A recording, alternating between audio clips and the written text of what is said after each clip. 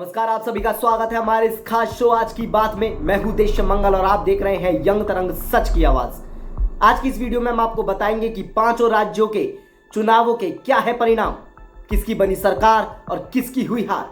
साथ ही आपको बताएंगे कि कितनी पार्टियों ने किस आंकड़े से जीत हासिल की। तो आइए शुरू करते हैं हमारा ये खास शो।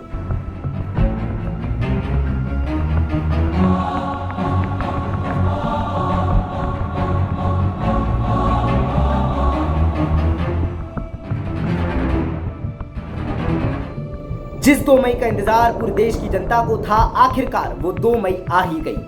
भारत के 5 राज्य पश्चिम बंगाल, तमिलनाडु, असम, केरल और पुडुचेरी के विधानसभा चुनावों के परिणाम आखिरकार चुनाव आयोग के द्वारा आज घोषित कर दिए गए। 2 मई का इंतजार सभी राजनीतिक पार्टियों को था, क्योंकि 2 मई को 5 राज्यों के विधानसभा चुनावों के परिणाम घोषित किए जाने हैं।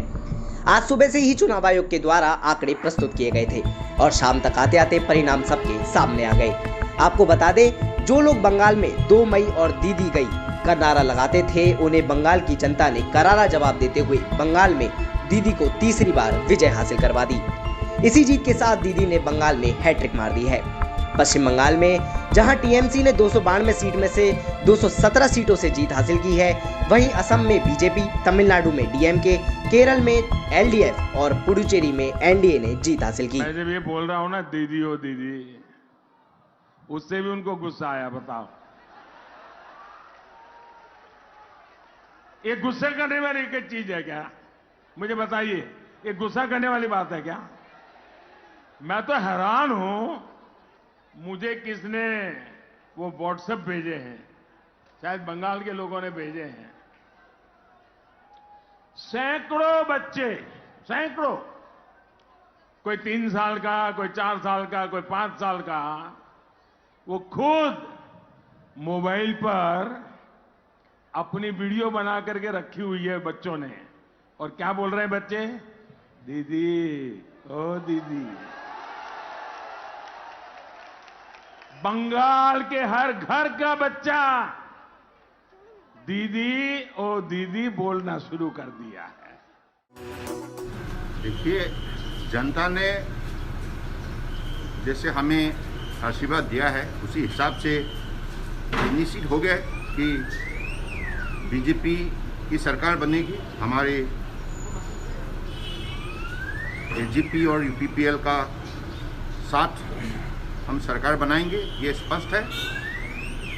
और सब जनता की जो आशीर्वाद, सहयोग, इसके वजह से हुआ है। तो अभी तो इंतजार करना पड़ेगा आखिरी गिनती तक।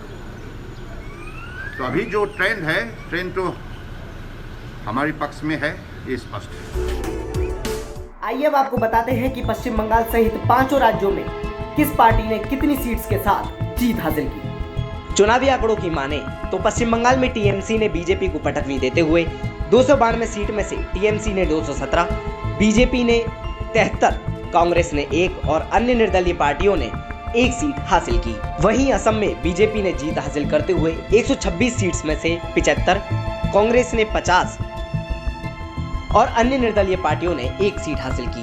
केरल में एलडीएफ ने जीत हासिल करते हुए 140 में से 95, यूडीएफ ने 43, बीजेपी ने 0 और अन्य निर्दलीय पार्टियों ने 2 सीट हासिल की। वहीं तमिलनाडु में डीएमके ने जीत हासिल करते हुए 234 में से 156, एआईडीएमके ने 78, एमएनएम में 0 और अन्य ने 0 हासिल किए। इसी प्रकार पुडुचेरी में भी बीजेपी के नेतृत्व वाली एनडीए ने 15, यूपीए ने 7 और अन्य ने 4 सीट हासिल की। और राज्यों के मुकाबले पश्चिम बंगाल के चुनावों के परिणामों का इंतजार पूरे देश की जनता को बेसब्री से था, क्योंकि पश्चिम बंगाल एक ऐसा राज्य है जहां पर चुनाव हमेशा से हिंसापूर्वक और एक तरफा होता आया है। पश्चिम बंगाल में ममता बनर्जी की जीत ने यह साफ तौर पर दर्शा दिया कि जनता को सिर्फ दीदी पर ही विश्वास है।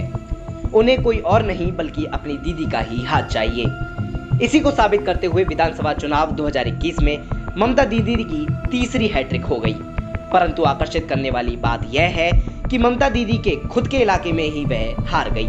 शुभेंदु अधिकारी, जो कि बीजेपी के प्रतिनिधि के रूप में नंदीग्राम से दीदी के प्रतिद्वंदी के रूप में चुनाव लड़ रहे थे, उन्होंने दीदी को 1957 वोटों से करारी मात दे दी।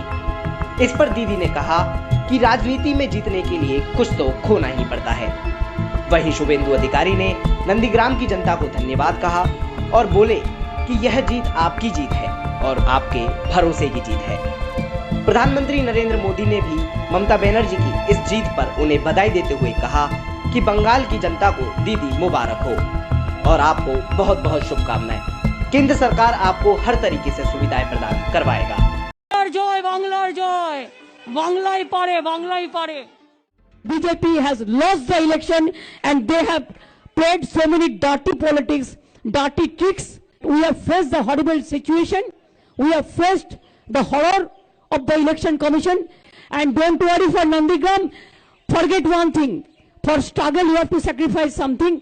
I struggle for Nandigram because I fought a movement. So I have forgotten now. It's okay.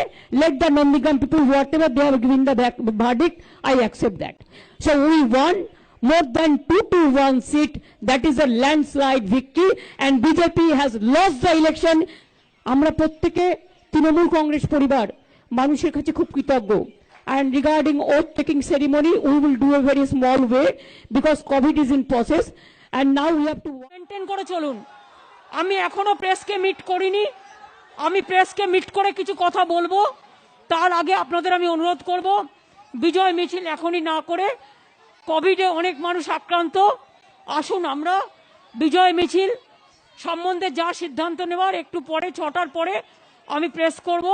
আপনারা সারাদিন খুব খেটেছেন, আস্তে আস্তে বাড়ি ফিরে যান এবং আপনাদের আমি বলি যে কোভিডের জন্য যত্ন নিন। বাড়ি গিয়ে চান টান করে গরম জলে সকলে মাস্ক ইউজ করুন এবং কোভিডের জন্য আমাদের ফার্স্ট প্রায়োরিটি কোভিডের জন্য কাজ করা। ঠিক আছে, অনেক ধন্যবাদ, অনেক অভিনন্দন। বাংলার মানুষ जिम्मेदार शुभेंदु अधिकारी है। क्या दीदी डर गई है इसीलिए 2 सीट से चुनाव लड़ रही है? अरे दीदी का पास तो 62,000 का ऊपर डिपेंड करते हुए खड़ा होने का बात बोला।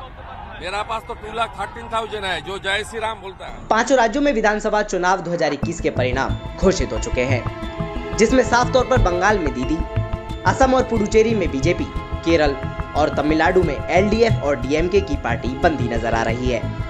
लेकिन देखना यह होगा कि इन सभी पार्टियों के द्वारा किए गए विकास के दावे और वादे कहां तक पूरे होते हैं और जनता का विश्वास कहां तक सफल हो पाता है। पश्चिम बंगाल में जहां एक और पीएम मोदी के सभी वादे और दावे जनता पर असर नहीं दिखा पाए, वहीं ओवैसी का भी मैजिक जनता पर नहीं चलता दिखाई दिया। तो देखने वाली बात यह होगी कि जनता का दीदी पर विश्वास कहां तक रंग लाता है। आपको क्या लगता है कि असम में इस बार मुख्यमंत्री किसे बनाया जाएगा या सर्बानंद सोनोवाल को ही असम की गद्दी सौंप दी जाएगी? अपना फीडबैक हमारे कमेंट बॉक्स में जरूर दीजिएगा। Like this video, share this video, comment on this video and subscribe the channel. और ऐसे ही खबरों को विस्तार से जानने के लिए देखते रहिए यंग तरंग, सच की आवाज।